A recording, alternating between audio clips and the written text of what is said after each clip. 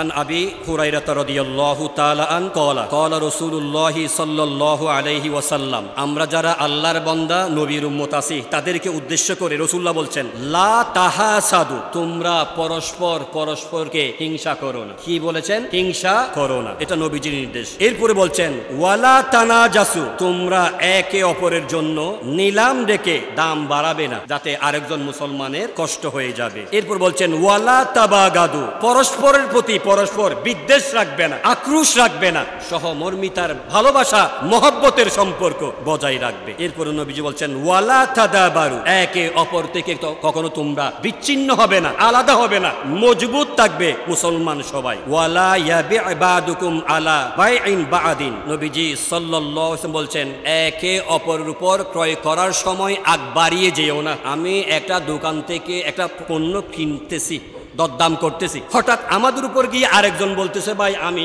8 আনা 1 টাকা বাড়াই দেব, এটি আপনি আমাকে দিয়ে দেন। দুইজনের মাঝে যখন বেচা বিক্রি হচ্ছে, চুক্তি হচ্ছে, ওটা শেষ না হওয়া পর্যন্ত ওখানে গিয়ে আগ বাড়িয়ে দরদাম করা নবীজি আমাকে নিষেধ করেছেন, মুসলিম উম্মাকে নিষেধ করেছেন। এরপর বলছেন ওয়াকুনু ইবাদাল্লাহি ইখওয়ানা, হে আল্লাহর বান্দারা তোমরা একে অপরের ভাই ভাই হয়ে যাও। সুবহানাল্লাহ। তারপর হচ্ছে আল মুসলিমু আখুল মুসলিম, একজন মুসলমান আরেকজন মুসলমানের ভাই। লা ইয়াজলিমুহু, মুসলমান যখন আমার ভাই হয়ে গেছে তখন আমি তাকে জুলুম করতে পারি না। ওয়ালা ইয়াখজুলুহু, আমি তার মানহানি করতে পারি না। ওয়ালা ইয়াকযিবুহু, আমি তার বিরুদ্ধে মিথ্যা অপবাদ দিতে পারি না। ওয়ালা ইউহাক্কিরুহু, আমি কোন ধরনের তার উপর বিভিন্ন ধরনের প্রেসার ক্রিয়েট করতে পারি না। নবীজি বলছেন আত্তাকুয়া, তোমরা কি তাকুয়া কি জিনিস জানো?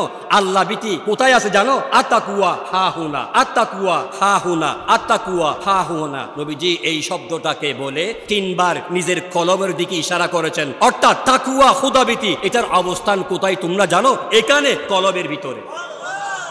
নবীজি সাল্লাল্লাহু আলাইহি ওয়াসাল্লাম বলছেন বিহাসবিল মিন শাররি আইয়ুখাফিরা আহাহুল মুসলিম, কোন একজন মানুষ মন্দ হওয়ার জন্য এতটুকুই যথেষ্ট। আমার কথাটা বুঝতেছেন তো? কি বললাম? কোন একজন মানুষ খারাপ হওয়ার জন্য, মন্দ হওয়ার জন্য এতটুকু যথেষ্ট। সেটা করকম কেউ যদি নিজ থেকে তার আপন আরেকজন মুসলিম ভাইকে নিচু মনে করে, হীন মনে করে, আমি তোমার থেকে সেরা, তুমি আমার থেকে নিচে, এই ধরনের কেউ যদি মনে করে মন্দ হওয়ার জন্য, ওই ব্যক্তিটা এতটুকুই যথেষ্ট। নাউযুবিল্লাহ। কুল্লু মুসলিমিন আলা মুসলিমিন হারামুন, প্রত্যেক মুসলমান আরেক মুসলমানের জন্য হারাম। আশা করি বুঝতেছেন তো হাদিসের ইবারত কি? দামুহু, তার রক্ত, ওয়া মালুহু, তার সম্পদ, ওয়া ইরদুহু, তার সম্মান, তার ইজ্জত। কথাটা বুঝতেছেন তো? আমার জন্য হারাম আপনার শরীর থেকে রক্তপাত ঘটানো, আমার জন্য হারাম আপনাকে বেইজ্জত করা, অপমানিত করা, লাঞ্ছিত করা, এটা আমার জন্য হারাম। কথাটা বুঝতেছেন তো? আমার জন্য হারাম আপনার সম্পদ লুণ্ঠন করা অন্যায়ভাবে। কথাটা বুঝতেছেন তো? এই বিষয়গুলো আলোচনা করলাম।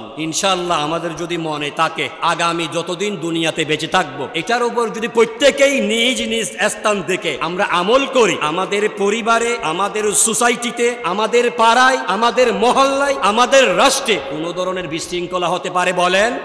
শুধু বিশৃঙ্খলা কেন হচ্ছে? এই সমস্ত কথাগুলো থেকে আমরা নিজেদেরকে অনেক দূরে সরে রেখেছি। সেই কারণে নিজেও ক্ষতিগ্রস্ত হচ্ছি, আমার পরিবার পরিজন ভাই বেরাদার সবাই ক্ষতিগ্রস্ত হচ্ছে। মহান আল্লাহ তাআলা আমাদের সকলকে ঈমানি জিন্দেগি দান করুক, আমাদের সকলকে রাসূলুল্লাহর আদর্শকে পুঙ্খানুপুঙ্খানুরূপে শতভাগ অনুসরণ করার তৌফিক দান করুক। আমাদের বাংলাদেশের উপর আল্লাহ তাআলার বিশেষ রহমত নাজিল করুক। আমিন। আসসালামু আলাইকুম ওয়া রাহমাতুল্লাহ।